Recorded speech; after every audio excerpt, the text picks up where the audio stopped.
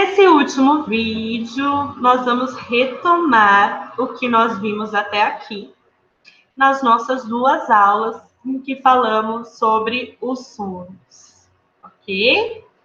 Abrindo aqui a apresentação. Vamos lá. Sobre os sonhos, o que a gente conversou sobre os sonhos, sobre a compreensão da psicanálise acerca dos sonhos. A psicanálise é um método investigativo e interrogativo, né? Como a gente foi conversando desde quando conheceu sobre a história da psicanálise. A psicanálise, ela busca investigar, ela busca interrogar.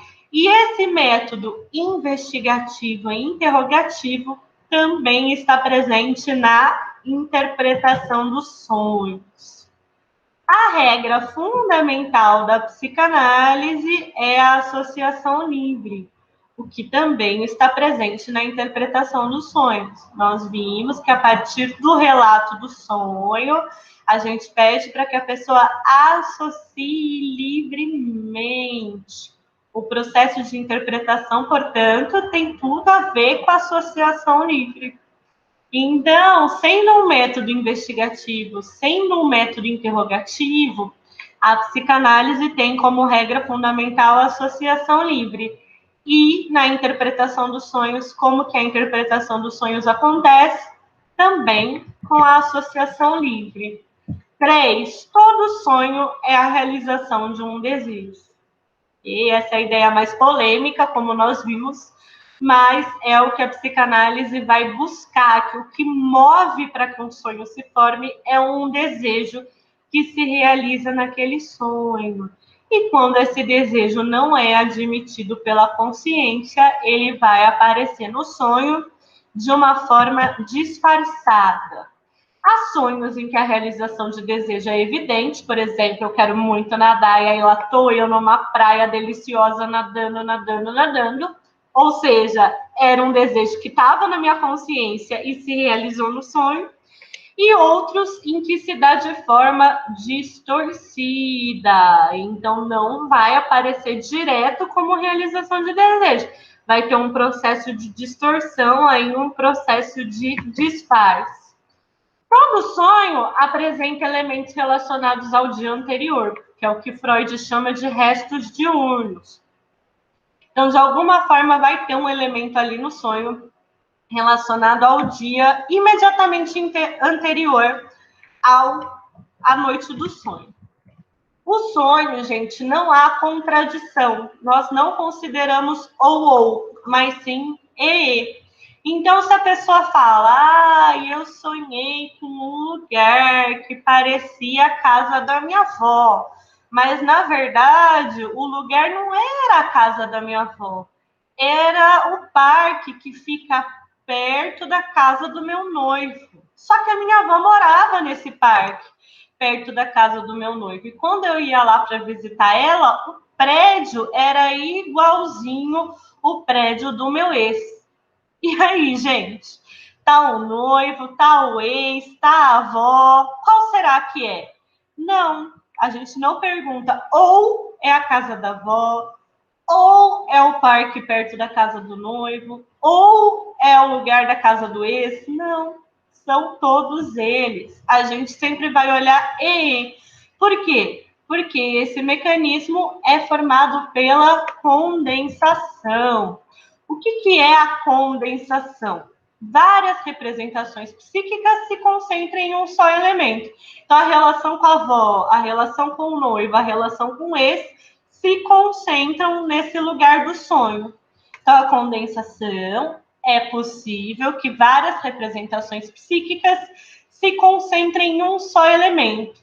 Um único conteúdo manifesto pode remeter a muitos conteúdos latentes e vice-versa. Ok? E o deslocamento? Há elementos muito carregados de afeto, e esse afeto é transferido para representações aparentemente desconexas. Aí a pessoa conta, eu estava nesse parque que era a casa da minha avó e ao mesmo tempo perto do meu noivo, só que me lembrava meu ex, e eu estava lá comendo pão com geleia. geleia. Nossa, como eu comia aquela geleia. E aí você fala, nossa, que elemento desconexo o do pão com geleia. Mas aí, com a pessoa associando,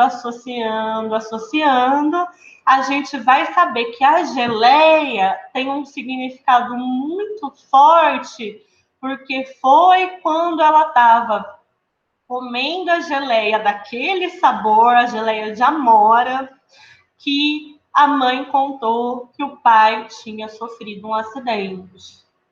Então, olha só, é um conteúdo muito forte, só que ele aparece no sonho, carregado de afeto, numa geleia.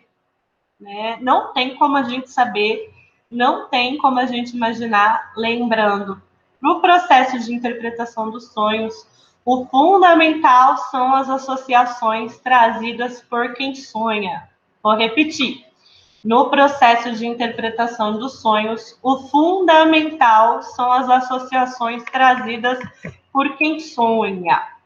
Quanto mais absurdo é o conteúdo e maior a resistência do sonhador em associar livremente diante dele, a pessoa podia dizer, nossa, nada a ver, pão com geleia, eu nem como pão com geleia.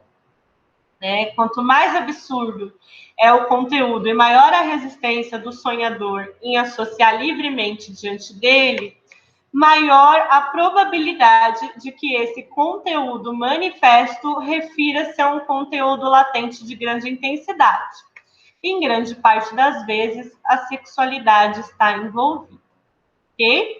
Então, existem pontos do sonho que a pessoa vai resistir mais.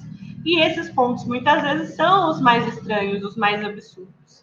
E aí a gente precisa lembrar o quanto na psicanálise essa ideia de resistência é fundamental.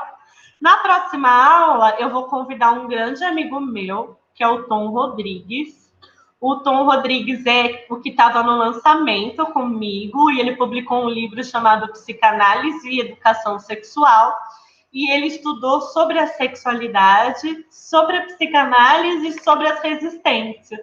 Então, na próxima aula, nós vamos falar das resistências para a psicanálise conversando com o Tom, ok?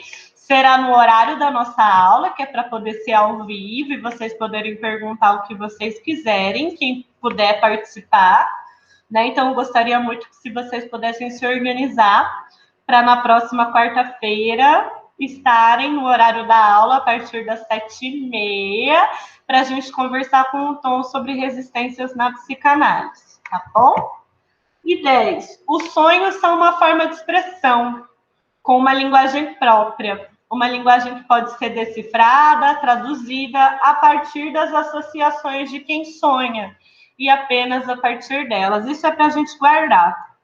A associação livre é a regra fundamental da psicanálise. E como é a interpretação dos sonhos? A interpretação dos sonhos é a partir das associações de quem sonha e apenas a partir delas. Vou repetir mais uma vez.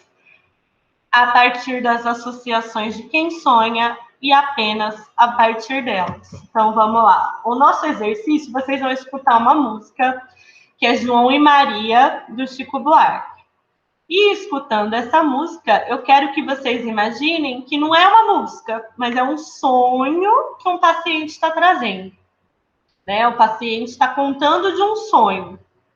E aí, eu quero que vocês escrevam 5 perguntas que vocês fariam, buscando indicar os elementos do sonho como ponto de partida para associação livre. Como nós aprendemos, né, o papel do terapeuta é olhar para os elementos do sonho como ponto de partida para associação livre.